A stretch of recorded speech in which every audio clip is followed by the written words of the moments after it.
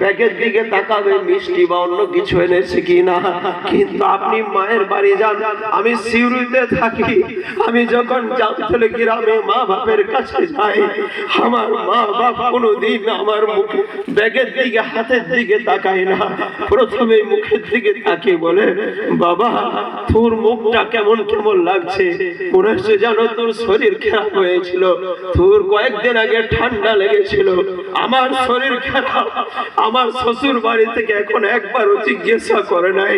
আমার মা একবার ফোন করছে, আব্বা একবার ফোন করেছে, আজকেই আব্বা ফোন করেছে, কালকে জলসাতে আসার আগে মা ফোন করেছে, আবার রাত্রি বেলাতে মা ফোন করেছে, বাপ করেছে, কতবার মা বাপের ফোন করা হয়ে গেল।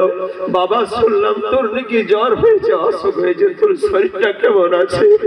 ওরা আমার ইসলাম দরদি ভাইরা, যাদের মা বাপ আছে